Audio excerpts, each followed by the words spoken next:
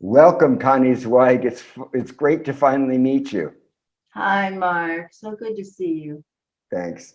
Now, we're going to talk today about your wonderful new book about aging, about the inner work of aging. And I want to start by quoting something that you say. You say that age is our curriculum. Can you say more about that, please? I'm so glad you picked up on that sentence. I thought it really kind of summed up my perspective. So you remember when Ram Dass talked about grist for the mill? He was a spiritual teacher who was important to many baby boomers. And for me, aging is the grist for the mill. It's the curriculum through which we can actually continue our development. And what I mean by that is, as our bodies age, as our minds age, as we start to experience losses or our own diminishments or memory loss or whatever the physical, emotional, and spiritual changes are for each of us, and they're unique to each of us, there is an opportunity there as well. And the opportunity, as curriculum implies, is to learn from them, but it's more than that. It's to use them for our inner work. So, my background is in depth psychology and Advaita Vedanta. And those are my two lineages. Mm-hmm. So when I have an experience that I know I'm going to learn from, I draw on depth psychology and shadow work and contemplative practice. And the book is kind of offering ways to do that around our experiences of aging. And that's what I mean by a curriculum. What are the spiritual practices that we need now that fit our physical condition, our mental and emotional condition, and our spiritual needs? Not what we needed when we were 20, but what we need now. And the same with our creativity. So writing is different for me now, with 72 years of life experience, than it was at 25 when I started writing, or 30 or 40. So, the curriculum is our own life experience and the hits that just keep on coming as we live our lives. And how do we use them well? That's the question. Yes, we're going to get to creativity and spiritual practice a little bit later, but I want to talk about the importance of accepting life as it is, which is something that you repeat throughout the book. Why is acceptance the first step toward integration and transformation? Also a really good question. I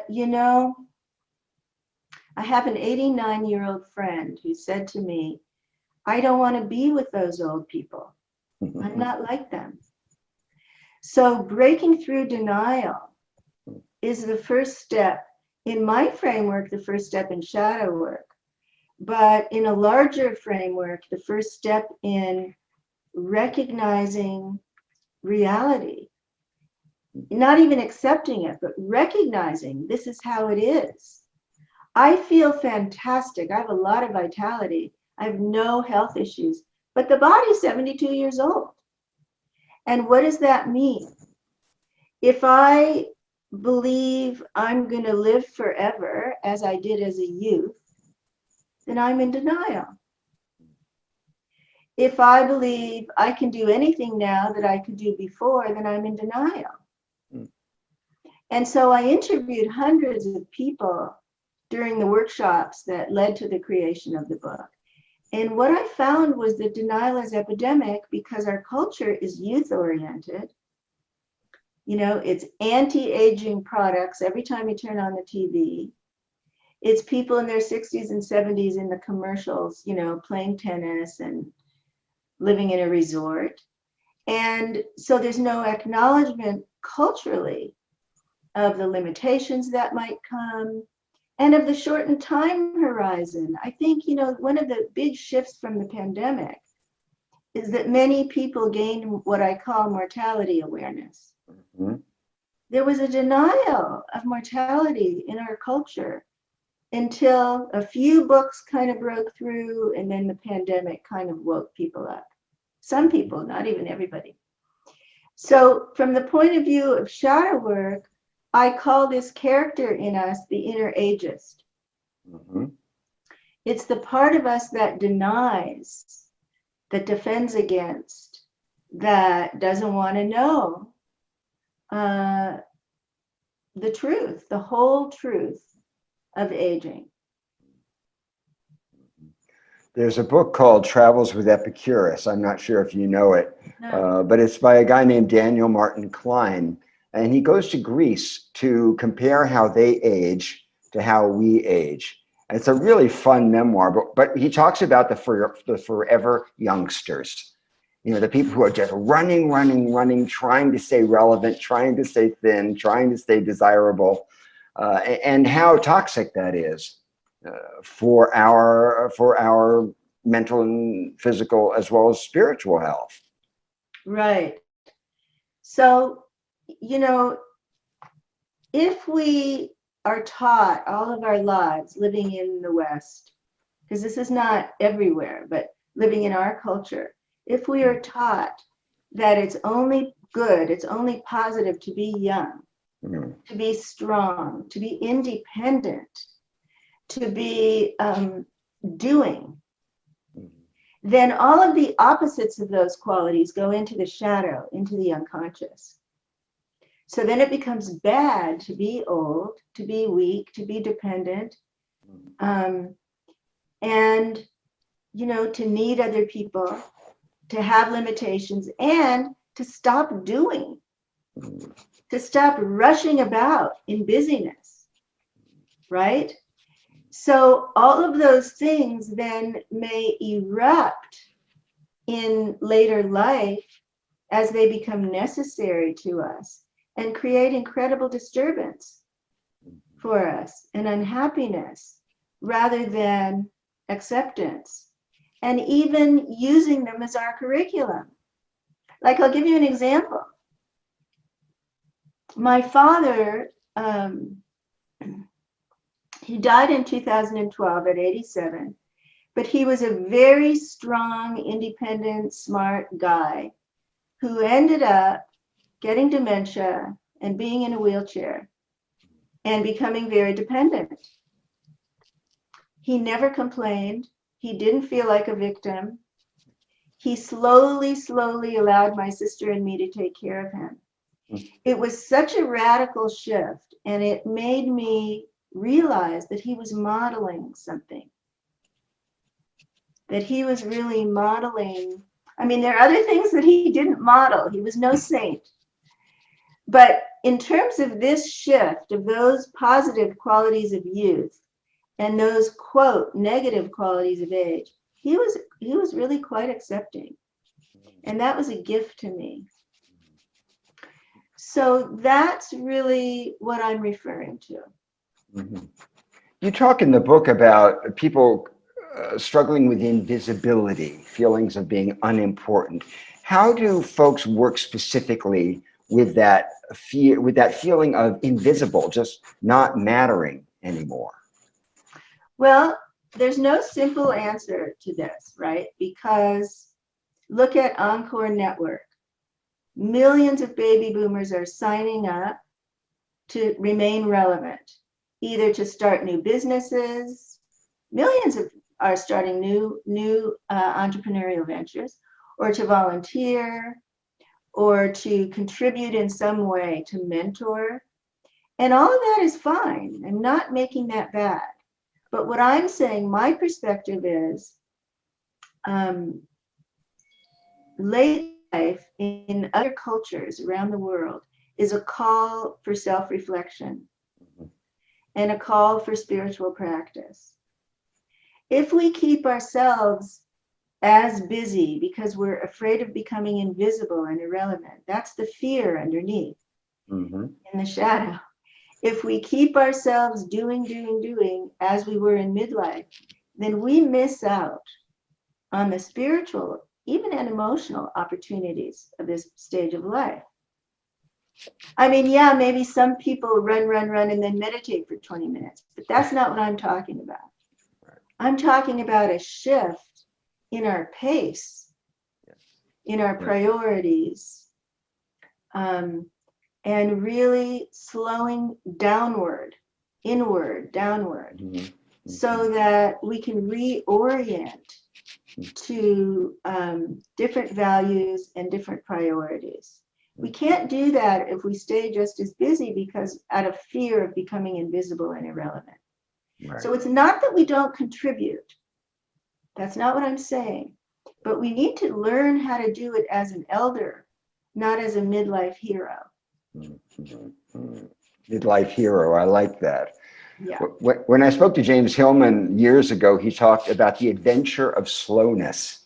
That as you get older, just getting in and out of the bathtub can be like climbing a mountain, and without being corny about it, it's actually true. As we become slower and we become more limited, we have to accept that we are not going to be engaged or relevant in the same way anymore to the youth-oriented world that keeps moving on. That's right. And Hillman wrote extensively about the eternal youth, the puer aeternus. In Latin, it's puer aeternus, and that you referred to earlier. If we remain identified with the eternal youth, then we can't become an elder. We can't make that internal shift psychologically and spiritually if we, as Dylan calls it, stay forever young. Yeah, and yet, as Dylan's a great example, we have all of these bad models. Rage against the dying of the light. There are all of these really counterproductive messages that we get from a death-denying culture. You talk in the book about emotional repair, Connie, as part of aging, the inner work of aging. What do you mean by that?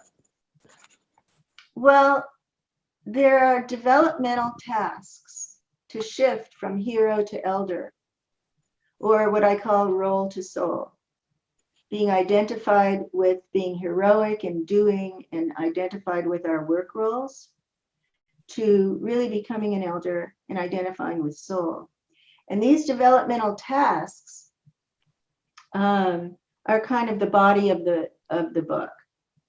So one of them is emotional repair, because most of the people I interviewed either felt identified with a wound.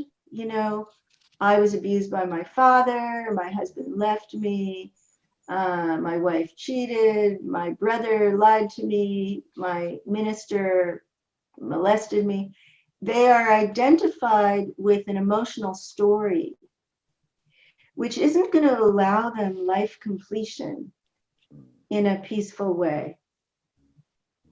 And many of the people I talk to want forgiveness, or want to give forgiveness, or to be forgiven. They want one or the other.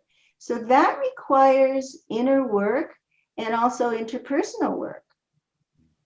And so there's a chapter in the book about this. And it seems to me that a lot of people in our generation have been in therapy and have done a lot of this work, but they haven't done it in the context of impending death. They haven't done it in this context at this age. And that changes things. If you let it in, if you allow that to penetrate you, it changes the emotional repair work. So that's what I'm talking about. Yeah. You mentioned outgrowing the story that we've lived with, or repairing, healing the story. I think that's such an important point. Folks don't realize that they're living a narrative, a self-perpetuating, largely fictional narrative. Exactly. How does waking up from that story mind change the process of aging? You said a little bit, but I'd love to hear more.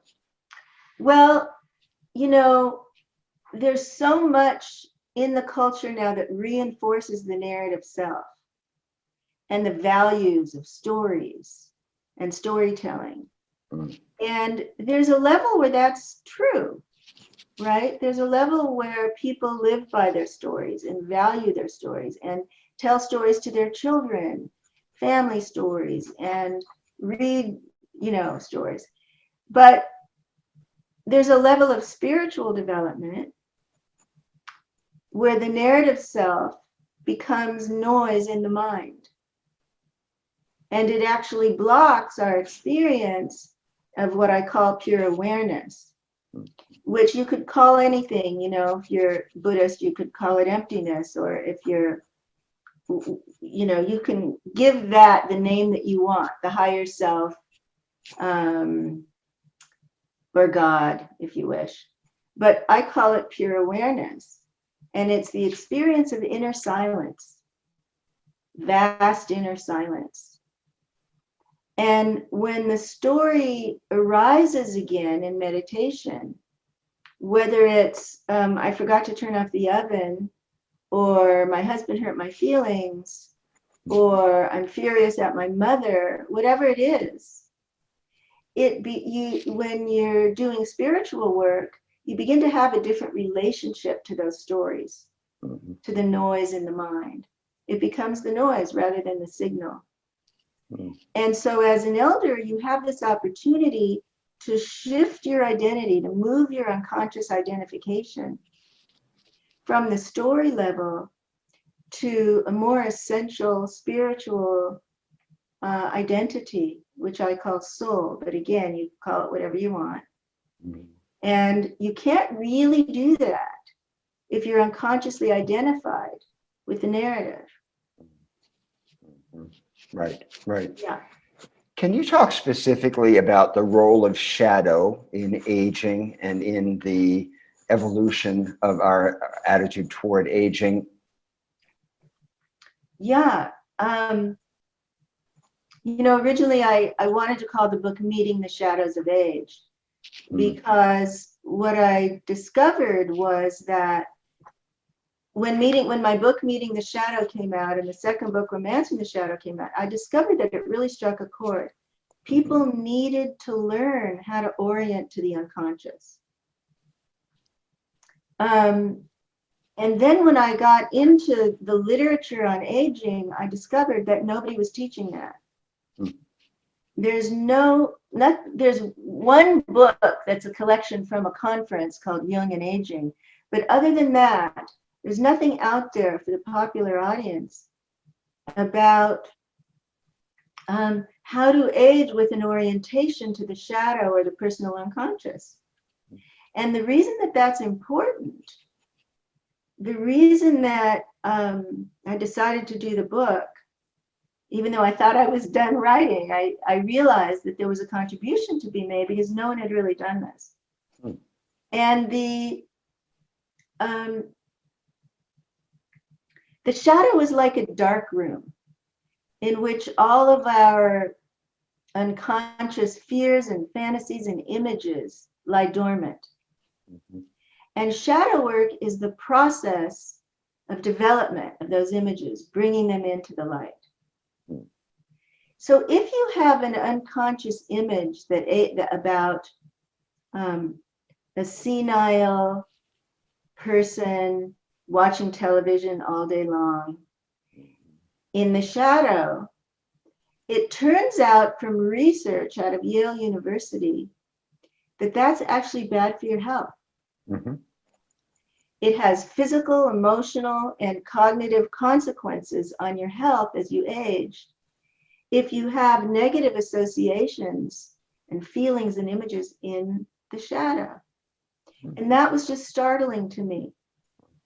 Over many decades, someone has researched this and found over and over again that that's the case. If you have unconscious negative images of retirement in the shadow, you have a shorter lifespan. So the material that we keep repressed in the shadow is not only outside of our awareness, it's affecting us. It's affecting our body, mind, spirit. Mm-hmm. Right. So what I really tried to do was uncover those patterns, those images and feelings and thoughts and that are prevalent in our culture about aging. And that's what I really tried to do, like the useless retiree, or the driver, which keeps us going and going and going, or the inner ageist, which I mentioned before. And so when you actually can form a shadow character, you know, Jim Hillman called it personification. When you personify an image that was previously unconscious, then you can have a conscious relationship with it. Then you can choose not to let it control you. Right. But those shadow images, those shadow characters don't go away. Isn't that correct? I mean, my understanding is that they're always there. All the buttons are there, but we don't respond to them as right. They lose thoughtlessly. their charge. Yeah. They lose their charge. They get less and less control over us as we become more and more aware of them and work with them. So, for example, I discovered my own inner ageist at the beginning of writing this book. It's in a very different place in my psyche now, right? It doesn't feel like it has much mastery over me anymore. But it was strong in ways that you weren't aware of? It was, I discovered it because I'm so attuned to my own self-talk from doing shadow work and meditation for 5 decades. I noticed when I was sitting next to a very old, poor, dirty woman, I started to notice my self-talk. And I saw that I was ageist. And I was horrified at my own prejudice. So as I worked with that and formed the shadow character and began to understand where it came from in my family and in the culture, now I can notice, I can observe if it pops up. Like when I see an older homeless woman on the street, I have a different feeling now than I did 5 years ago. Yeah.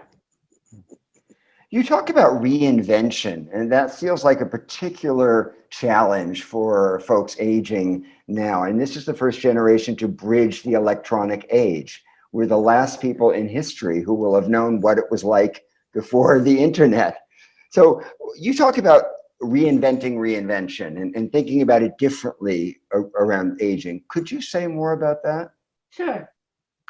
Most books and experts mean doing more in this period, because we have so much longevity now that we've never ever had before. That's also a first in our generation. The length of time between retirement and frail old age can be, for some people, as long as the time from childhood to adulthood.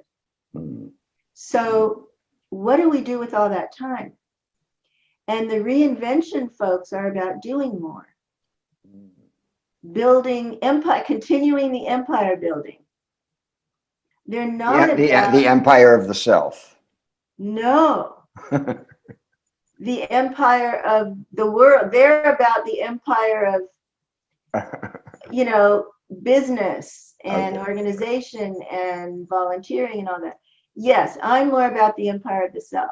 So my use of the word means reinventing our identity in the way that I was mentioning before, from the hero to the elder. Reinventing ourselves.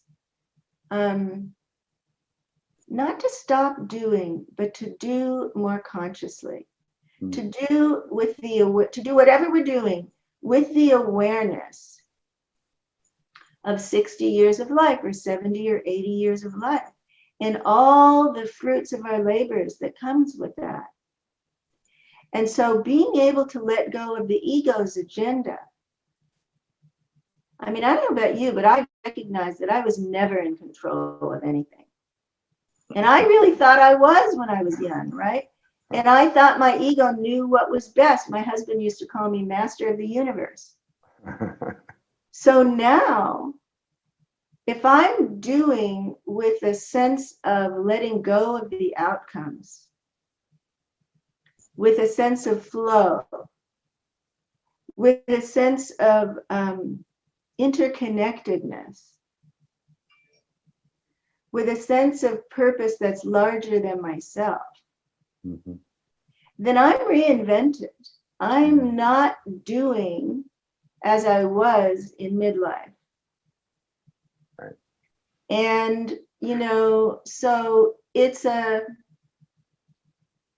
aspirational task, Mark. You know, it's not easy and it's not quick and it's not superficial. It's not something we can say, oh, I want that, it's done. It's a work, it's a curriculum, and it's a spiritual work. And it's worth it. Because from my point of view, this is the deeper purpose of our lives. This is really the deeper purpose, not earning more money, not, you know, maintaining our renown or running out of fear of being invisible. This is really our purpose. And this is preparation for death, right? We all want to die without regret. So why not explore who we really are beyond our outworn roles and personas? If we reinvent more doing, the risk is we step into another role. Right? Yeah. But few people think of this as an opportunity to get off the wheel. That's right. They get to drop we get to drop so many things that we valued or really had to pay more attention to in younger life. What a relief this could be. That's exactly right. It's such a relief. Yeah. You know, we're selling our house and I'm in the process of giving away everything I have. It's such a relief.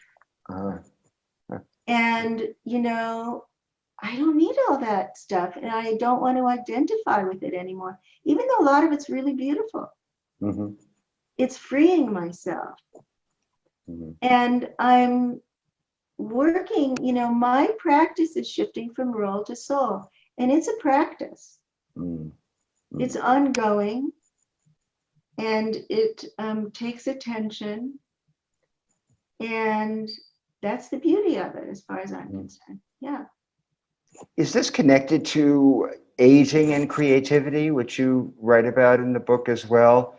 This way of we're able to reframe and do things differently. Is that the source of a new kind of creativity in older age? I think it's possible that as we let go of the ego's agenda and begin to make this shift of identity, that we will be creative in a different way. So, for example, this book came to me very differently than my earlier books. This is the 6th book, and it basically came through. I really didn't, I've had spiritual experiences that have shifted my relationship to my mind, and I'm not so identified with my thinking anymore. And so this book was not an analytical thinking task. It really came through. And I wanted to get it published, but I didn't push the way that I did in the past. I kind of allowed myself to trust life, that the winds of publishing would carry this book out into the world. And it didn't happen the way I thought it would, right? So all of that is a different relationship to the creative process.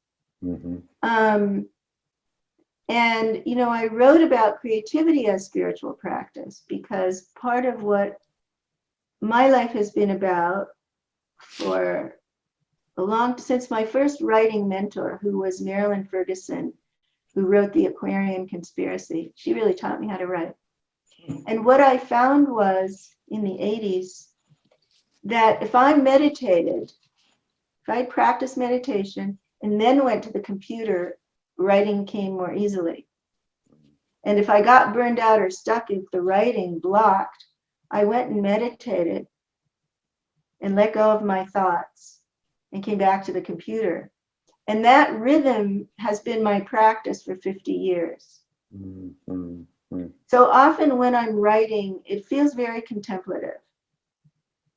And I can imagine that people could have that experience with painting or drawing or sculpting or playing music. Sometimes my husband meditates before he plays bass or guitar. So there's a rhythm to the creative practice that is less effortful and less egoic.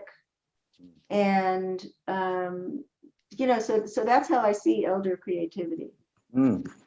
And does that allow the aging person to try new things as well, because there's not so much riding on them? So, what the hell? If you can't, if you're not the best painter, well, you're enjoying it. Good point. That's right. Yeah. And what about other forms of creativity as you get older that aren't necessarily art related? What would you recommend for people in terms of a creative outlook on life and how that shifts the way you live?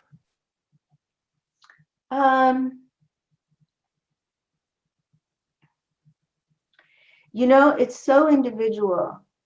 We're moving because we're in a fire danger zone and it's so hot we can't spend much time outdoors, even though it's a beautiful place. So we're moving to a cool area so that we can live outdoors in our 70s.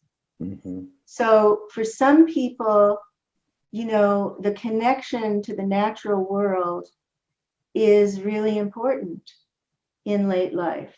And we all know what's happening to the climate. Elders Action Network has a lot of different communities for people who are interested in networking and service and activism. So they have climate communities, democracy communities, creativity communities, all kinds of things. So I think that is a way to feel less alone in our creative networking.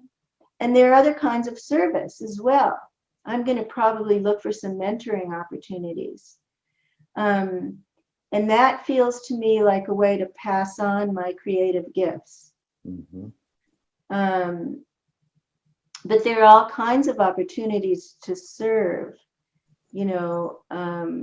because there's so many communities in need. And I think service can be very creative. If we find something that fits who we are and what we have to give, we can leave an amazing legacy through serving. And it can be local, or it can be online, and it can be national or global. There are all kinds of ways now to connect with communities of service and activism, political activism as well. I have a friend who lives near here who's in her 80s, and she's always been an activist, and she went to Standing Rock, to the big protests in her 80s, just to back up the kids there. That's incredibly creative and brave, Yes. So people are doing all kinds of things in these years we've been given that can reframe their effectiveness, their contribution, their capacity to serve. And we can do those things alongside our inner work. Right. So that we're not doing them unconsciously, with superiority and self-righteousness and all the ways we were activists in our youth. At least I was. I mean, I was in Berkeley in the late 60s and I was very self-righteous. I can't be that way anymore in my politics. Mm-hmm. Right. So, yeah, I hope that answers your question. Yes, no, it answered it very well. So it's not about sacrificing passion. It's about redefining passion. Good point. Right. And connecting with it in a way that fits who we are now. Mhm. not who we were then. Yeah. Right. And the last question I want to ask you is about spiritual practice. I did a book with Ram Dass years ago, and he said that wisdom is the only thing that doesn't diminish as we get older. Everything else, he said, everything else runs out, but wisdom is the only thing that can grow. What kinds of spiritual practices would you recommend specifically for people who want to enrich the aging experience and also understand themselves better in the time that we have? Well, let me acknowledge Ram Dass, who coined the phrase roll to soul. Mm. So I loved it and I borrowed that from him.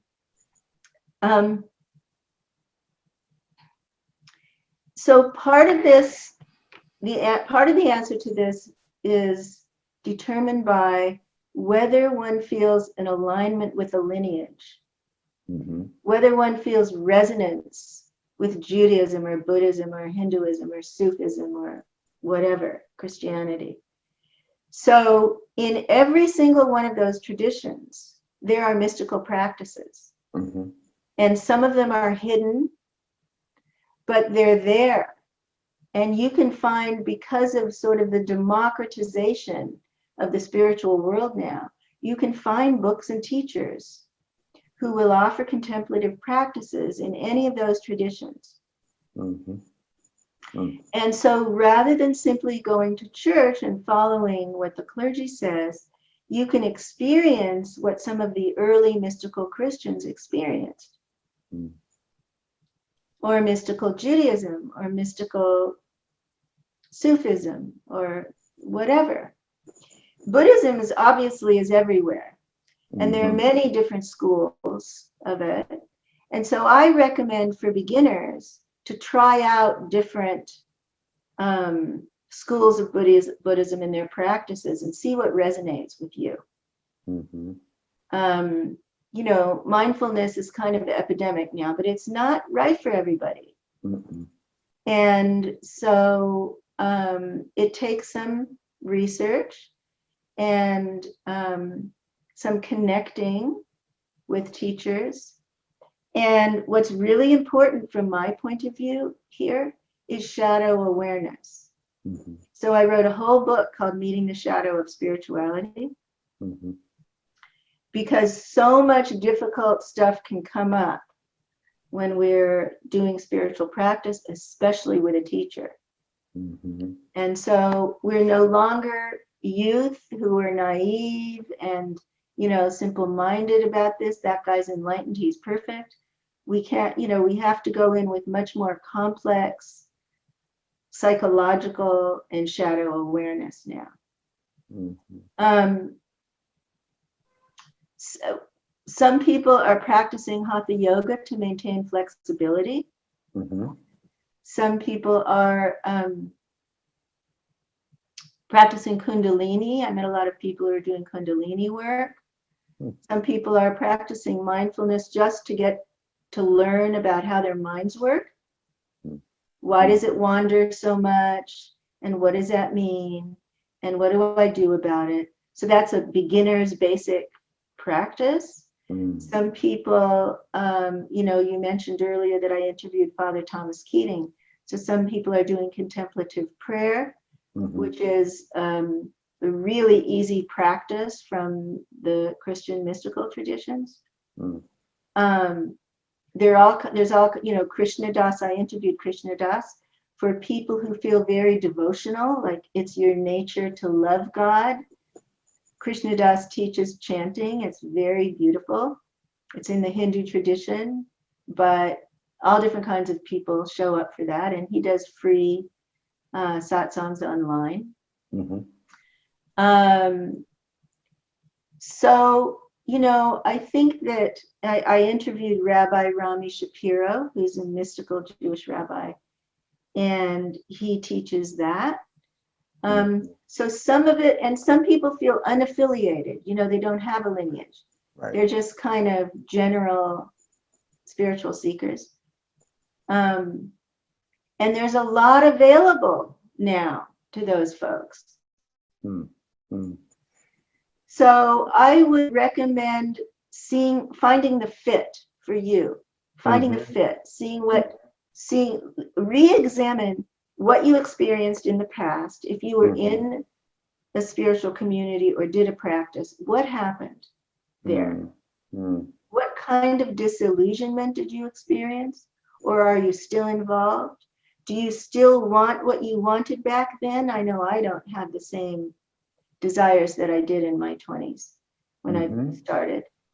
So what are you looking for now? Reevaluate that. And then see what you find, what shows up. Ask your friends, read books, look online, and look for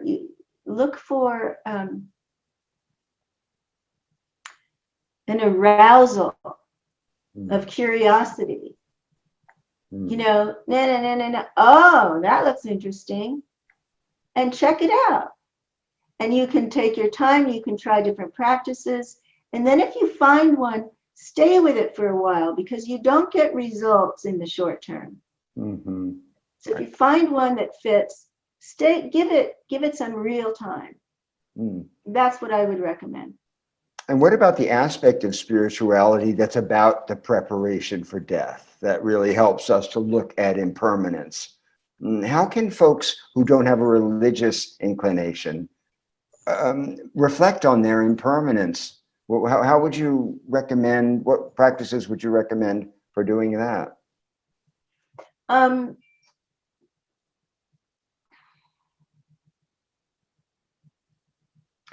You know, in my lineage, the practice is, I am not this body.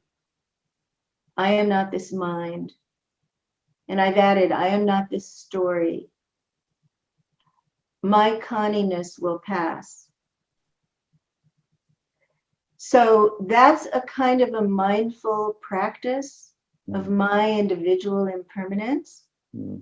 There's also a beautiful book from Thich Nhat Hanh called The Blossoming Lotus, where he has all these mindfulness practices about impermanence that you can sit with and kind of allow them to penetrate, so that you're no longer in denial about death.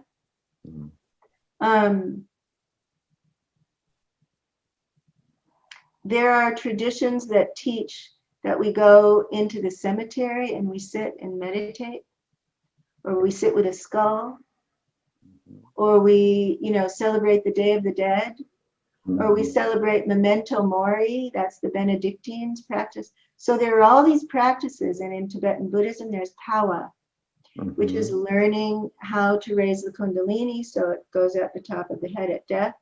So there are many practices for this.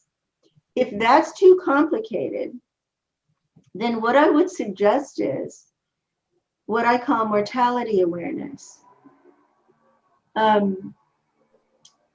We recognize that there's a shortened time horizon now. What would allow us to die in peace? Simple as that. What would allow us to die without regret and in peace? And then we can see if there's something we can do to actually allow that to happen.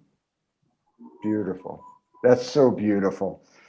Thank you so much, Connie. The book is wonderful, and I wish you luck with it. And thank you for visiting the Seekers Forum. And I'll see you again. Lots of love to you, Mark. Much gratitude. Thank you, Connie. Thank you. Thank you.